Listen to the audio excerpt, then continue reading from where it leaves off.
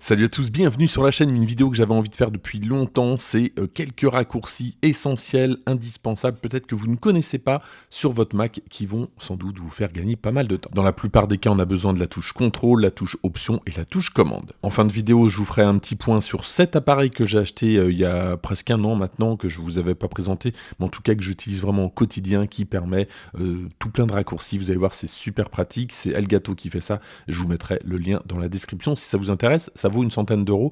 Je l'avais acheté au Black Friday, une centaine d'euros à peu près. Vous aimez les vidéos sur les astuces? Eh bien, vous êtes sur la bonne chaîne. N'hésitez pas à vous abonner. Et c'est parti donc pour les quelques astuces raccourcis clavier. Et je précise, c'est pas des raccourcis que j'ai trouvé au hasard, c'est vraiment des trucs que j'utilise au quotidien. Alors, le premier, c'est pour cacher une application, c'est assez utile tout simplement.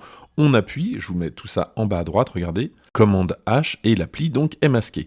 Mais si vous souhaitez masquer toutes les applications sauf celle qui est active, donc on va prendre bourse et on va la laisser active, regardez, j'appuie sur commande option H et ça va masquer automatiquement les deux autres applications. Pratique pour faire place nette rapidement. Deuxième astuce, et c'est celle-là qui m'a donné envie de faire cette vidéo, je la connaissais pas et je l'ai découvert, j'ai un petit peu honte, complètement par hasard. Tous les jours, j'utilise Final Cut Pro et pour me déplacer de gauche à droite dans la timeline, j'utilise donc la barre qui est en bas, mais qui n'est pas très pratique à utiliser. Mais si j'appuie sur la touche Shift en même temps que je scrolle avec ma souris en bas et en haut, eh bien regardez, je peux me déplacer. Donc c'est franchement la honte, j'ai passé des années sans utiliser cette fonction, c'est super pratique, je gagne énormément de temps, ça fonctionne un petit peu partout. Pour la petite histoire, j'avais posé mon pied de micro sur la touche Shift sans le faire exprès et complètement par hasard, j'ai découvert ça. Donc bon, je pense que c'est assez connu, mais c'est vraiment utile. On s'intéresse maintenant à la connectivité avec le Wi-Fi et le Bluetooth. Par défaut, si je clique sur Wi-Fi, voilà, j'ai mes réseaux Wi-Fi. Ça marche également depuis le centre de contrôle, mais si j'appuie sur la touche Option, regardez, donc là je suis dans Bluetooth, et là je vais avoir donc plein d'informations sur mes différents périphériques, leur adresse, leur état de la batterie, leur version de logiciel, bref, c'est assez pratique. Deux autres astuces, et là ça concerne uniquement la luminosité et le son. Alors pour augmenter la luminosité, tout simplement, vous appuyez sur la touche de votre clavier, plus, voilà, donc ça c'est plutôt simple. Et ça marche également avec le son, donc là pour l'instant, il n'y a aucun piège. Si vous avez opté pour la solution aucun son d'alerte lorsque vous modifiez le son, eh bien vous pouvez, si vous appuyez sur la touche Shift, vous l'entendez avoir ponctuellement le son d'alerte. Si vous lâchez, évidemment, il n'y aura plus le son. Et si en plus de cette touche, vous maintenez la touche option, eh bien, vous allez augmenter le son ou baisser le son avec une plus grande précision. Et non seulement ça fonctionne avec le son, mais évidemment, ça fonctionne avec la luminosité. Donc si je maintiens les deux touches enfoncées, voilà, j'ai quelque chose de bien plus précis.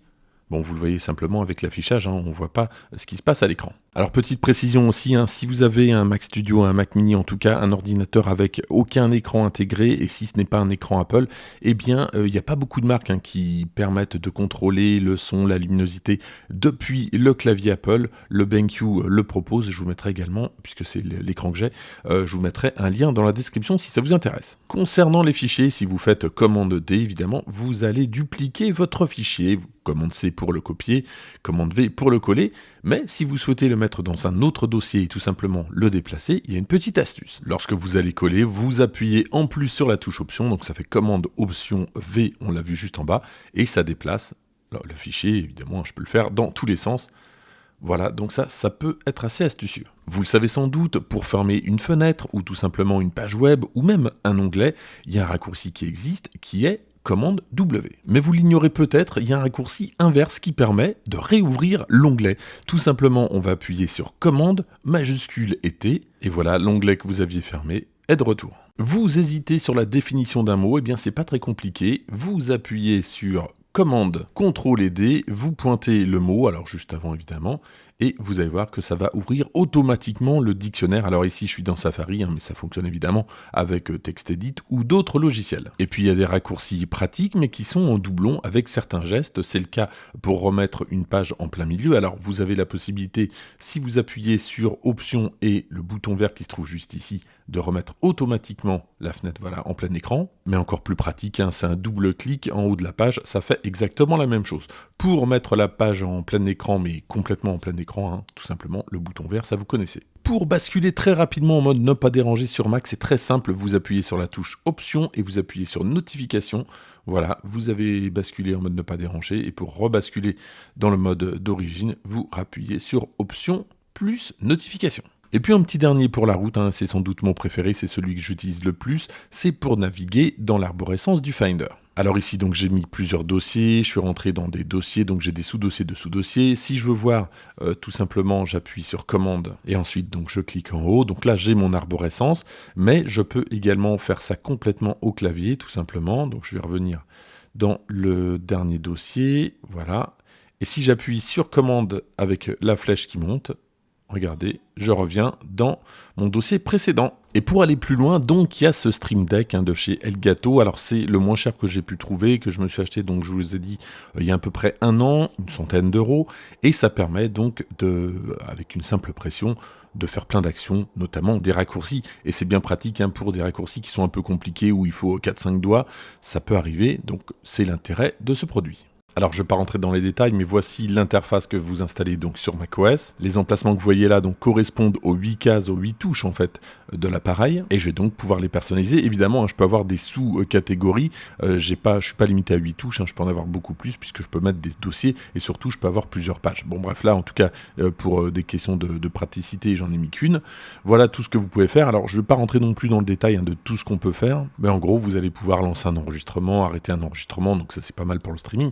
Mais pour moi, c'est simplement d'utiliser justement au mieux tous les raccourcis de macOS pour pouvoir donc faire des choses que je ne peux pas forcément faire. Donc là, je prends un raccourci par exemple et tout simplement, donc je le glisse et tout simplement, je vais choisir ensuite le raccourci qui m'intéresse. Si par exemple je veux faire un copier-coller, tout simplement, je vais taper dans la case commande C. Ça va faire un copier, et puis après je vais faire un autre raccourci à coller.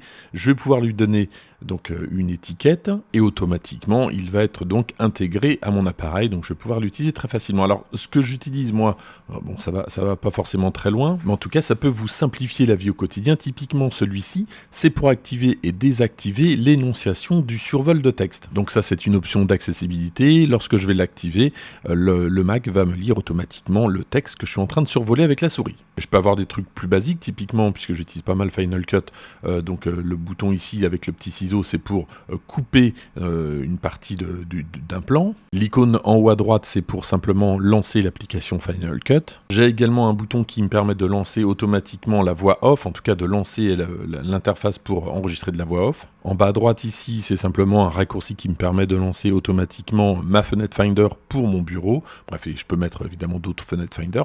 Et puis l'autre que j'utilise aussi pas mal, c'est un raccourci qui me permet de lancer la lecture. Par exemple, je sélectionne du texte, j'appuie sur ce bouton-là, et puis donc après j'ai automatiquement donc la lecture du texte. Alors suivant ce dont j'ai besoin, c'est quand même plus pratique que le survol de texte dont je vous parlais tout à l'heure. En tout cas, vous l'avez compris, c'est pas destiné uniquement aux streamers, c'est vraiment pour tout le monde. Et donc c'était pas du tout le but de cette vidéo. Si ça vous intéresse néanmoins, n'hésitez pas à me dire tout ça dans les commentaires. Éventuellement, je ferai une vidéo plus complète sur le sujet, mais j'imagine qu'il y en a quand même pas mal sur YouTube. Merci d'avoir suivi cette vidéo jusqu'au bout. N'hésitez pas à la liker, à la partager, à vous abonner si vous aimez les astuces sur macOS. Et moi, je vous dis à très bientôt.